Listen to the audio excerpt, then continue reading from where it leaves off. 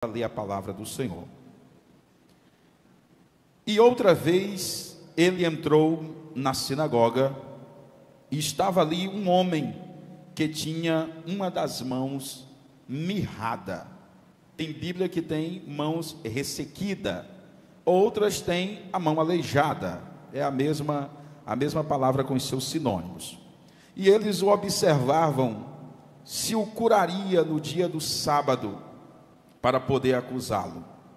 E disse Jesus ao homem que tinha a mão mirrada: fique de pé, ou levanta-te. E ele disse-lhes: é lícito no dia de sábado fazer o bem ou fazer o mal, salvar a vida ou matar? Eles, porém, se calaram. E olhando-os ao redor com ira, entristecido pela dureza de seus corações, disse ao homem: estende a tua mão. E ele a estendeu, e a sua mão foi completamente restaurada como a outra. Amém? Glória a Deus. Eu estava transitando entre esse texto e um outro para pregar nessa noite.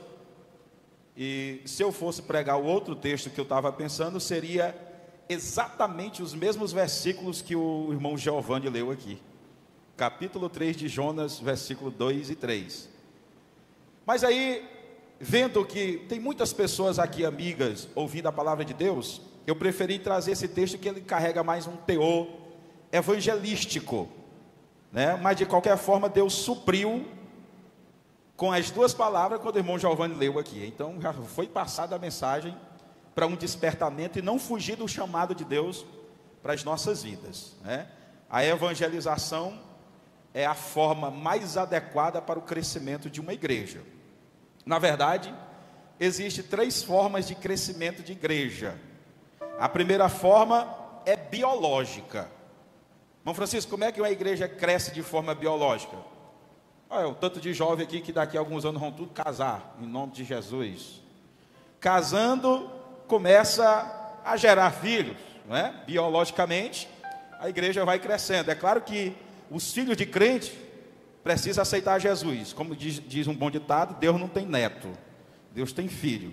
Então, ainda que os seus filhos cresceram na igreja, eles têm que aceitar a Jesus como Salvador. Mas de alguma forma, se a igreja, os irmãos e os casais vão gerando filho, biologicamente vai aumentando o número de pessoas na igreja. É claro que chega um momento que eles aceitam Jesus. A segunda forma de uma igreja local crescer é de forma migratória. Por exemplo, ontem à noite a igreja recebeu aqui 2 membros, 2 pessoas que, devido a circunstâncias, mudando de uma cidade para outra, escolhe uma igreja para ali congregar. Ou então uma pessoa está em uma denominação, quer ir para uma outra, e aquela igreja que a recebe está crescendo de forma migratória. Pessoas estão migrando. Também a igreja ali está crescendo. Mas a forma adequada e a bíblica é através da evangelização. É quando a igreja resolve sair de dentro das 4 paredes, isso já é até clichê em nosso meio, e vai aonde as pessoas estão e anuncia a mensagem do Evangelho de Jesus. Nesse sentido, todos nós somos chamados a ser missionários. Nesse sentido, todos nós somos chamados para pregar. Cada pessoa que está aqui, que já foi alcançado pela mensagem do Evangelho, você é um pregador, é uma pregadora, é um missionário, é uma missionária em potencial. Onde você chega é o seu campo missionário. Onde você trabalha é o seu campo missionário. Onde você estuda é o seu campo missionário. Onde você é vizinho é o seu campo missionário. Onde você chega é o seu campo missionário. Amém? Então, diga para alguém aí do seu lado com muito respeito e diga: você tem muito campo missionário. Viu? Muito. Então, dessa forma a igreja de Jesus faz missões. Mas como eu disse, o texto que eu li aqui, eu quero trazer uma mensagem aberta e geral, principalmente dos nossos amigos que aqui estão, que vocês também sejam alcançados por essa mensagem. O Evangelho de Marcos, que está aqui entre mais 3 evangelhos, Mateus, Lucas e João. E aqui nós temos 4 evangelhos. Marcos faz parte daquilo que nós chamamos de evangelhos sinóticos, porque os textos que estão em Mateus, Marcos e Lucas, quase todos se repetem com pequenas diferenças. Marcos, ele aprendeu e ouviu de Pedro, que era um dos discípulos de Jesus, e ele escreve esse evangelho ouvindo os testemunhos que Pedro dá para ele. Pedro narrou e contou fatos que aconteceu na vida de Jesus.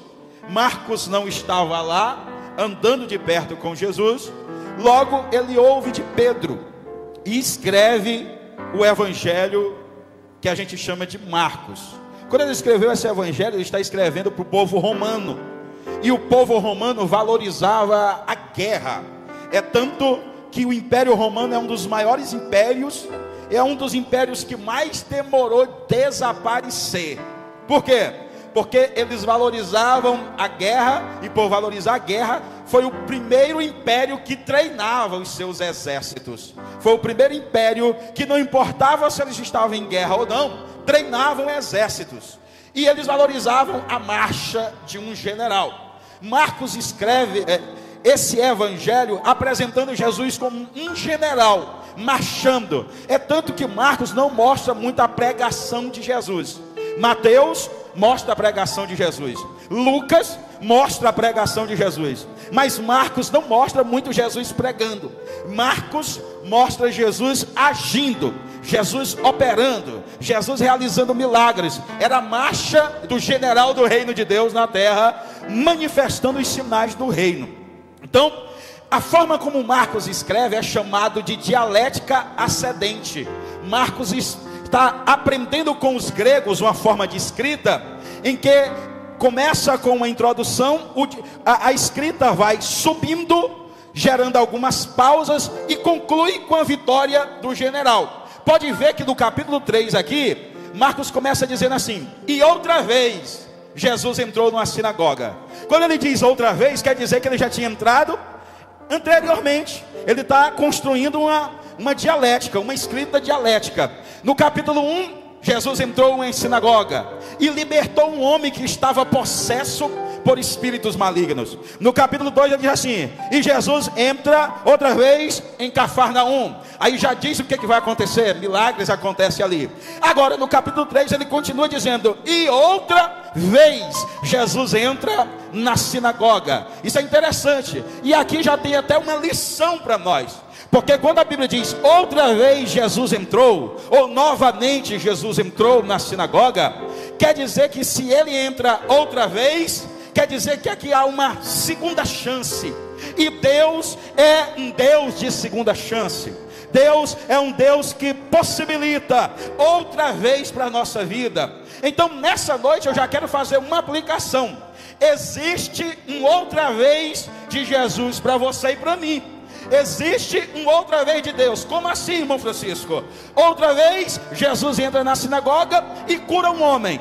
Significa que também outra vez Jesus está aqui no culto, no templo da Assembleia de Deus de Matias Olímpio.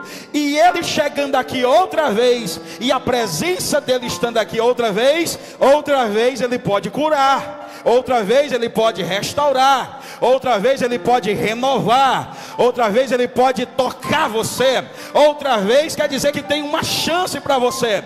Talvez alguém está aqui enfrentando um problema na ordem da saúde, e ele já até ouviu o médico dizendo assim: olha, possivelmente essa enfermidade não tem cura, não tem jeito, não tem como resolver, a não ser que seja um milagre. Então para você que está doente, e alguém já disse que é quase impossível, outra vez Jesus está aqui e pode curar você, pode restaurar a sua saúde. Você pode sair daqui nessa noite, entrou doente, mas voltar para casa curado, porque Jesus cura e opera milagres. Ou então outra vez de Jesus é para o seu casamento. Você casou e a vida começou tão boa, o casamento era tão bom, era abençoado, era alegria, mas aí os conflitos chegou, e alguém já está pensando até dizer: esse casamento não tem jeito, casamento, talvez a solução é um divórcio. A palavra para você é: outra vez, Jesus chegou aqui, estar aqui, e pode trazer esperança para o seu casamento, pode trazer esperança para a sua família. Não vai acabar como você está dizendo, mas vai acabar como Deus quer que acabe. A última palavra não é sua, não é o diagnóstico do psicólogo, do médico, do conselheiro de casais. A última palavra é a palavra de Jesus para você. E quem concorda comigo, diga glória a Deus. Outra vez, Jesus entra na sinagoga. E quando ele entra na sinagoga, ele vai se deparar com um homem que tem a sua mão mirrada. Eu acho muito lindo o evangelho, porque os evangelhos revelam como Jesus trata as pessoas. Eu quero aqui dar um conselho para você que ainda não leu a Bíblia toda. Quer entender a Bíblia? Não comece lendo pelo Antigo Testamento, comece lendo pelo Novo Testamento. Porque eu já vi gente que não tem costume de ler a Bíblia, e foi ler a Bíblia, e quando começou chegando logo em Gênesis, e encontrou uma cobra falante. Eu disse: mas que livro estranho, uma cobra que fala. Quando chegou no livro de Levítico, aquele monte de sacrifício, o camarada disse: rapaz, esse negócio aqui não dá certo não, e parou de ler a Bíblia. Então a recomendação é: comece pelos evangelhos, comece logo vendo como é que Jesus trata as pessoas. Jesus é diferente. Jesus trata criança diferente, trata mulher de forma diferente. A forma como Jesus lida com a política é diferente. A forma como Jesus lida com a religião é diferente. A forma como Jesus fala de dinheiro é diferente. A forma como Jesus fala de família é diferente. Então, se você quer conhecer o coração de Deus, leia os evangelhos, e você vai ver o Deus encarnado revelando a sua graça na terra para as nossas vidas. E aqui vamos ver como é que Jesus trata um homem que era excluído. Eu fui estudar a história desse homem, impulsionado por uma única narrativa. Eu ouvi o reverendo Hernandes Dias Lopes falando que esse homem, a história dele começa bem antes, dizendo que ele era um pedreiro. Aí quando ele disse um pedreiro, pastor, eu fui pesquisar. Aí peguei livros, fui ver Eusébio de Cesareia, um grande historiador da igreja, e a narrativa diz que esse homem, ele era da classe de sacerdotes. Ele fazia parte do grupo de sacerdotes. E Herodes, o grande Herodes, ele, quando queria agradar o povo hebreu, ele que queria, numa jogada política, chamar a atenção do povo hebreu, porque os hebreus não se uniam com o Império Romano, porque tinha havido a dominação, a escravização, então ele não gostava dos romanos. Aí Herodes descobriu que o povo judeu valorizava o templo, valorizava a estrutura. Já tinha o templo de Salomão, que foi destruído pelo Império Babilônico. Depois um pequeno templo, que é mais chamado de uma barraquinha,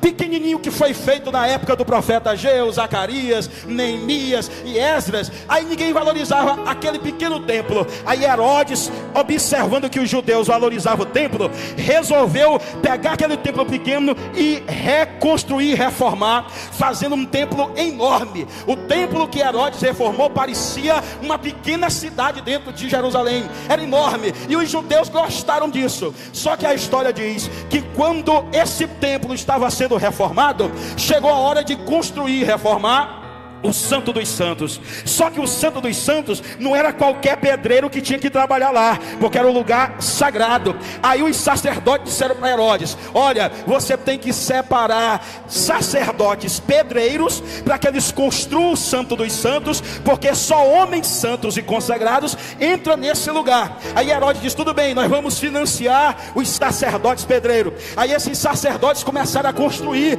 o Santo dos Santos. Só que as pedras eram enormes.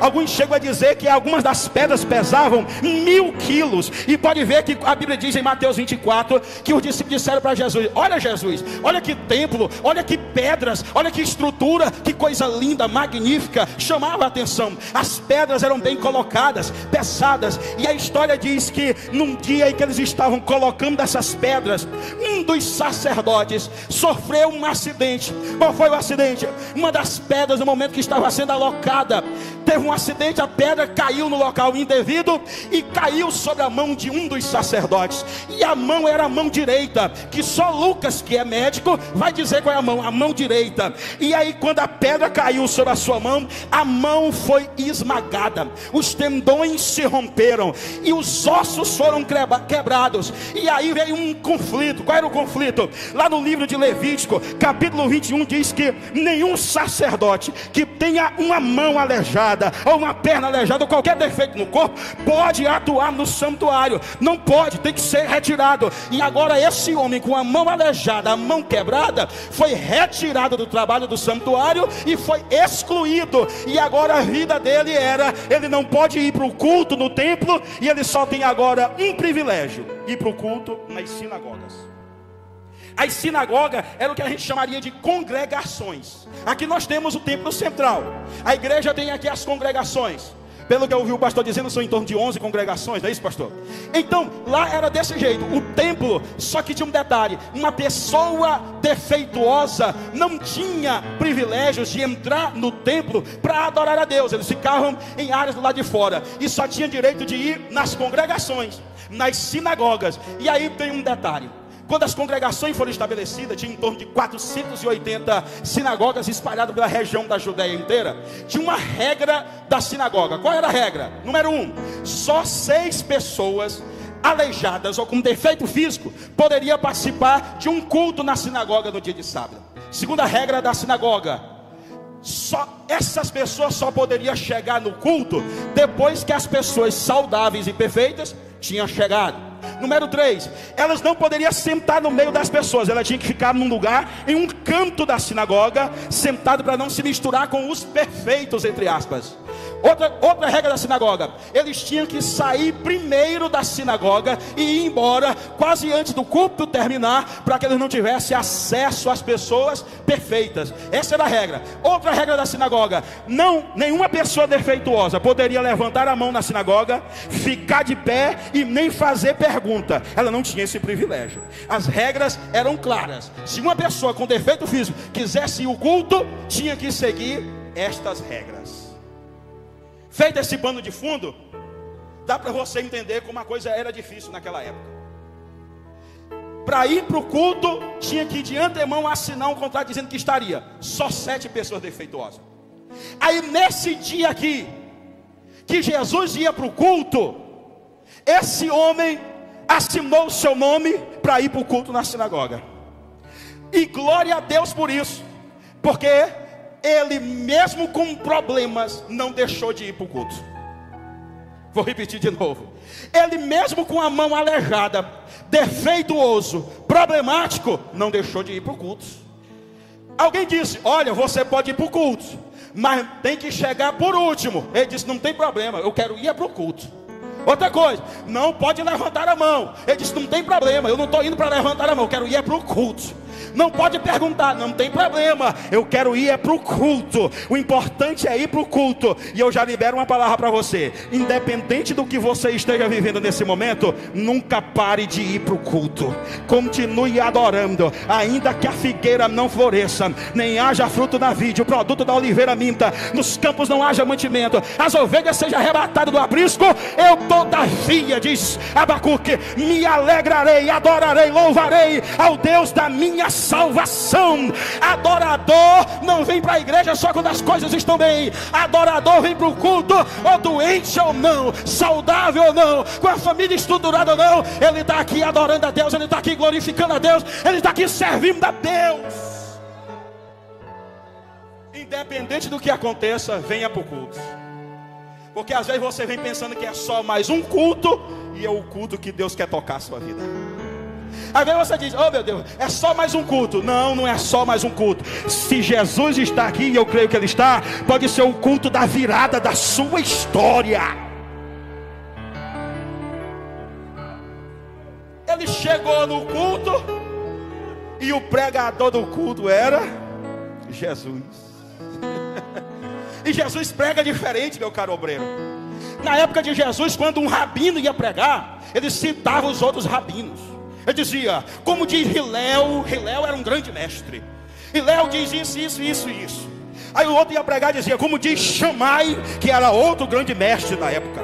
Como diz Gamaliel, ele citava mestre. Jesus, quando vai pregar, é diferente. Jesus começa dizendo assim, ó: eu porém vos digo. O que você diz, Jesus? Está escrito, amai os amigos, odeia os inimigos. Mas eu porém vos digo, amem os vossos inimigos, faça o bem para quem te faz o mal, abençoa quem te amaldiçoa, ora por quem te calunia, porque fazendo isso serás semelhante ao Pai que está no céu. Ô pregação diferente essa! Oh, glória a Deus! Jesus pregando, olha aqui Jesus pregando, ó. Eu sou o pão vivo que desceu do céu. Quem se alimenta de mim nunca mais vai ter fome. Olha Jesus pregando, eu sou a luz do mundo. Quem me segue não andará em trevas, mas terá a luz da vida. Olha Jesus pregando, eu sou a porta. Quem entrar por mim entrará, sairá e achará pastagem. Olha Jesus pregando, eu sou o bom pastor, e o bom pastor dá a sua vida pelas suas ovelhas. Olha Jesus pregando, eu sou a ressurreição e a vida. Olha Jesus pregando, eu sou o caminho, a verdade e a vida. Olha Jesus pregando, eu sou a videira verdadeira. Quem é que já está sentindo a palavra de Deus queimando no coração? Quem é? Quem é? Quem é? Alegra-se teu coração, meu irmão. Se tu está num culto, está adorando a Deus, então melhora essa cara. Tu está na presença de Deus, celebre a Jesus. Aleluia. Que pregação, Jesus. O coração do povo foi se aquecendo. Aí bem no meio da pregação, Jesus para a mensagem, olha para o canto onde só está o rejeitado e diz assim: para tudo, você aí, fique de pé. Aí todo mundo, ele está falando com quem? Você aí, amigo, fique de pé. Eu imagino um fariseu, está falando comigo, mestre? Aí Jesus diz: não, contigo não. Eu imagino um saduceu: é eu, mestre? Tu também não, fica sentado. Um herodiano, porque aqui o texto diz que tinha uns herodianos lá querendo pegar Jesus. Político todo. Aí Jesus: você aí, o herodiano: é eu, mestre? Você também não, fica sentado. É aquele lá do canto. Oh, aleluia. Mas no canto não só tem um rejeitado? No canto não só tem os que ninguém quer tocar? Pois é, eu estou falando com aqueles que estão no canto. Eu estou falando com os excluídos. Eu estou falando com aquele que ninguém quer tocar, que ninguém quer abraçar, que ninguém valoriza. Jesus valoriza quem ninguém valoriza. Jesus ama quem ninguém ama. Jesus levanta quem ninguém quer levantar.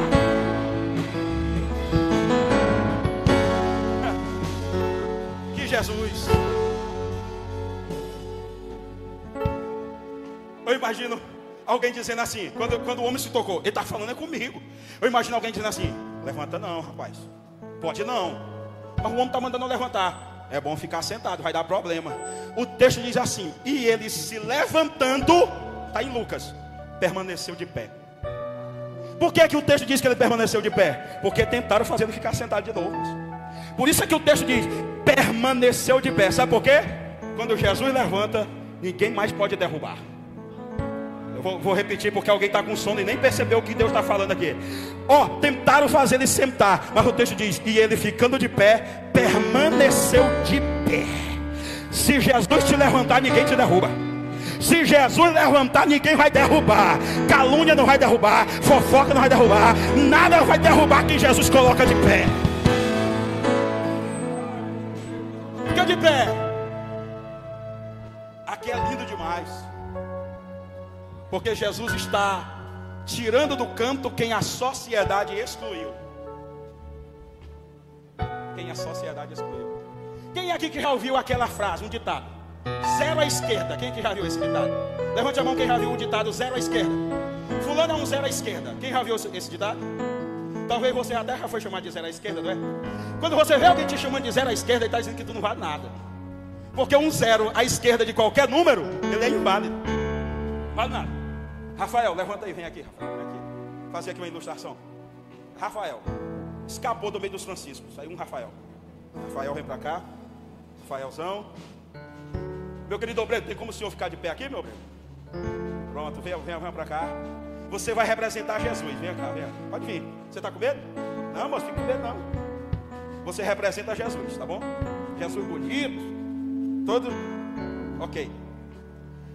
O Rafael vai representar o zero. Tá bom, Rafael? O senhor é o respeitado, o senhor pode me ajudar? Outro zero. Tá bom? À esquerda. Vem aqui, Obreiro. Tu tá olhando para mim com essa cara assim meio fechada. Tá com raiva, rapaz? Eu tô brincando. Pronto. Outro zero. Jesus está aqui. Fica aqui, Jesus. De frente para mim aqui. Aqui no meio. Tá bom? Aqui está Jesus. Aqui está o 0 à esquerda. Pode ficar aqui emparelhado. 0 à esquerda. Jesus representa o 1. Esses 3 aqui representam o 0. Ok? Vamos lá. Se eu pegar um 0 e colocar à direita de 1, dá quanto? Quanto? Não, mas que vocês estão com sono, me ajuda. Deu quanto agora? Se eu pegar outro 0, vai lá, Zé, pela direita. Já tem quanto, irmãos? 100. Rapaz, se eu pegar o Rafael, outro 0, coitado, e botar do lado de Jesus à direita, deu quanto? Quanto? 1000. E não importa quantos zeros eu coloque para lá, 10 mil, 100 mil, 1 milhão. Eu não sei se vocês estão entendendo. Jesus disse assim, ó: sem mim vocês nada podem fazer. Mas se Jesus estiver de lado de alguém, oh meu Deus, se Jesus estiver do seu lado, você e Deus é maioria. Se Jesus entra na tua vida, tu não vai mais ser mais chamado de cachaceiro, de fofoqueiro, de vida não. Se Jesus entrar na sua vida, Ele valoriza você, Ele muda a sua história. Obrigado, meus queridos, podeis assentar. Se Jesus estiver com você, por isso é que eu quero dizer para você que entrou aqui, ó, saia daqui hoje abraçado com Jesus. Saia daqui hoje abraçado com Jesus. O mundo desvaloriza e coloca no canto. Jesus disse para o homem: levanta-te e venha para o meio. Quem foi que disse que Jesus quer você no canto? Desvalorizado. Jesus quer você no meio do povo de Deus. Dia desse eu até vi aí, até ganhou visualização. Foi até o Tirulipa, né? Que mexe com comédia, essas coisas. O Tirulipa fazendo um vídeo mostrando lá uma garrafinha de água. Vocês conhecem essa ilustração? Que em cada lugar diferente, a mesma garrafa de água ganha um valor diferente. Comprando em qualquer lugar, a garrafinha era R$2. Mas ele estava no aeroporto. A mesma garrafa que era R$2, em qualquer lugarzinho ali da rua, no aeroporto era R$7. E assim vai subindo. Aí ele foi e disse assim: o produto é o mesmo. O valor mudou porque mudou de lugar. Mudou de lugar, o mesmo produto ganhou um valor diferente. Quando eu vi aquilo, a gente que é pregador, a gente pega a mensagem tudo enquanto, né, pastor? Tudo enquanto. Opa! Aí eu me lembrei logo desse texto. Aquele homem no canto não valia nada para a sociedade, mas Jesus viu que ele tinha valor e disse: eu quero que você venha para o meio. Qual é o lugar que valoriza o ser humano? É o reino de Deus. Quando você vem para dentro do reino de Deus, você passa a ter valor. E o seu valor foi o sangue de Jesus que foi derramado na cruz do Calvário. O sangue de Jesus que foi derramado na cruz do Calvário. Tem uma teoria aí no mundo, e eu sofri muito quando eu entrei na Universidade Federal para cursar filosofia. A filosofia trabalha com fundamentos do ateísmo. E aí a primeira coisa que a gente teve que lidar logo na faculdade foi a teoria da evolução. E a teoria da evolução é uma das causas de maior desvalorização do ser humano. A Inglaterra é um país de primeiro mundo, e quase isso não é notificado, porque a Inglaterra tem vergonha de divulgar essas coisas. Mas um jovem na Inglaterra, com 20 anos de idade, fala 3 idiomas, é um poliglota, já tem o próprio apartamento, vive sozinho, tem 2, 3 carros. Financeiramente, intelectualmente, são pessoas estruturadas. Só que na Inglaterra é um dos países que mais está tendo suicídio de jovens.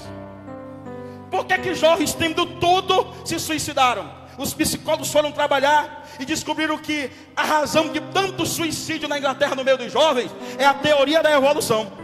Porque ela gera um vazio dentro do ser humano. Porque quando o ser humano está debaixo de problemas, e quando nada aqui na terra não encontra mais solução, e ele crê que Deus existe, ele olha para o céu, levanta os olhos para o céu e crê que Deus ainda resolve os seus problemas. Mas quando ele olha para todo lado e ele ouve dizer que o homem evoluiu do macaco, acabou. A teoria da evolução diz que há 13,5 bilhões de anos atrás não tinha nem espaço e nem tempo. Aconteceu um Big Bang, uma explosão. Essa explosão originou o espaço e o tempo. Aí há 4,6 bilhões de anos atrás surgiu a Terra, uma bola de fogo, caldo fervendo. Aí foi esfriando, aí até que na água surgiu um ser unicelular, pluricelular. Aí surgiu uma ameba, surgiu um peixinho, surgiu um sapinho, que surgiu um crocodilo, e aí surgiu um macaquinho, e aí surgiu você, essa coisa linda que está aí. Vai? A teoria da evolução diz que o seu tataravô era um chimpanzé se evoluindo. Olha que coisa. Aí você diz, não, é até que é engraçado. Só que ela diz que tudo surgiu por acaso. Tudo surgiu por acaso. Logo você só é um animal que evoluiu. Olha que coisa. Então quando você se zanga e quebra tudo, é você botando para fora o seu lado animal que ainda está dentro de você. Então quando você trai alguém, é só o animal tentando sobreviver. Ela desvaloriza o ser humano, levando ele ao nível de animal. Irmão, isso é terrível, porque aí o ser humano para de valorizar o outro ser humano. Por que as pessoas hoje matam a gente como se mata moscas? Porque a dignidade da vida humana desapareceu.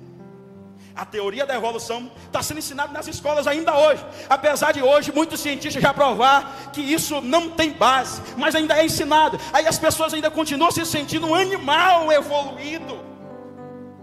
Aí está você, sentado nesse banco, um animal que evoluiu. É isso que a teoria da evolução vai dizer para você.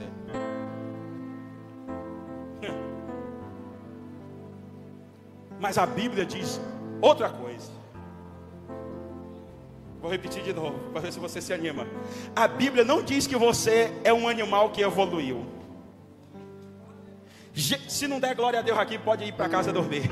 Gênesis 1:26 diz assim: façamos o homem a nossa imagem e semelhança. O homem não é um animal evoluído, foi feito à imagem e semelhança do Criador. Essa pessoa sentada aí do seu lado foi criado por Deus, tem um espírito que adora, tem uma alma que louva. Você não é um animal irracional. Jesus te ama porque você foi feito à imagem e semelhança de Deus. E é isso que Jesus está fazendo, resgatando a dignidade do ser humano. Deixa eu olhar aqui para o relógio, que já está na hora de entregar, pastor. Mas só para vocês dar glória a Deus. Tem um livro que inspirou o famoso filme Deus Não Está Morto.